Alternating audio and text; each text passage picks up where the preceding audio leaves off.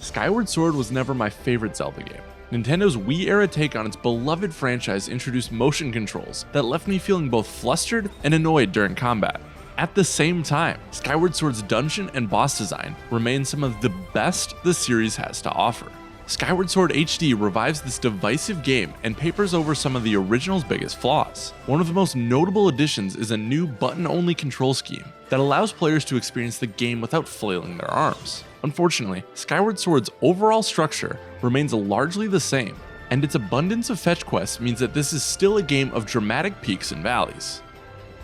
I'll cut right to the chase. Skyward Sword HD's new controller inputs are a step up from the original motion controls. Players looking to relive the Wii's glory days can stick with the old control scheme and use their Switch Joy-Cons to swing Link's sword or aim his bow, and these motion controls work as well as they did on the Wii, meaning they work about 85% of the time.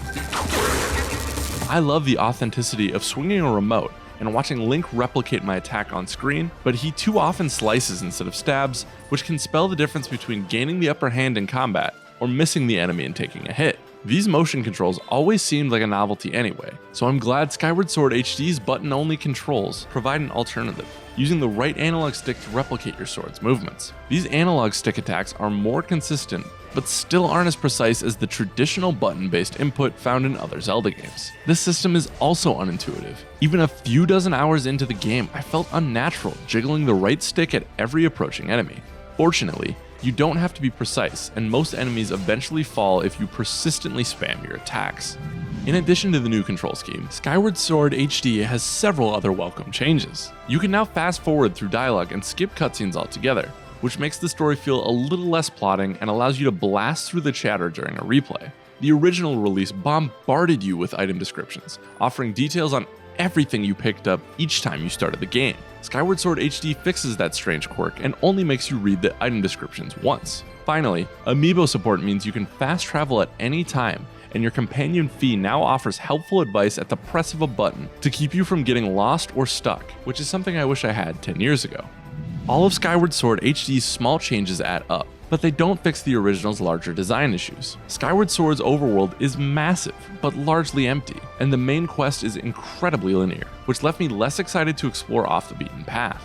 Still, Skyward Sword's biggest design flaw is its series of fetch quests you're forced to complete in each area. For example, before entering the first dungeon, you have to hunt down a group of anxious bird-like creatures who stick their head in the ground, masquerading as bushes. Later on, before entering a mining facility, you have to find a handful of broken generators. These quests feel like unnecessary padding, are full of mindless backtracking, and don't add anything meaningful to the narrative or your adventure. In fact, the only thing they really add is to your play clock.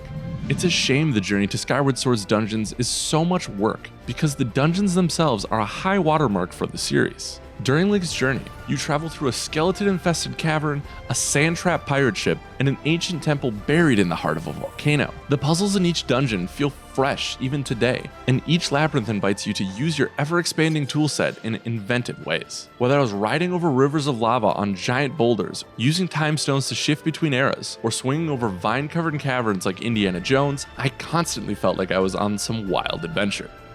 In some ways, Skyward Sword feels like the end of an era. It follows the pattern Nintendo established back in 1998 with The Legend of Zelda Ocarina of Time, and it was the last game before Nintendo re-envisioned the series with Breath of the Wild. In some ways, Skyward Sword perfects Ocarina's template, but the formula also feels well-worn and stuffed with unnecessary junk. Despite all the ways Nintendo updated this package, Skyward Sword remains far from my favorite entry in the series, but this is clearly the best way to play this blemished gem. If you like this video review, follow us on YouTube and head to GameInformer.com for more great content.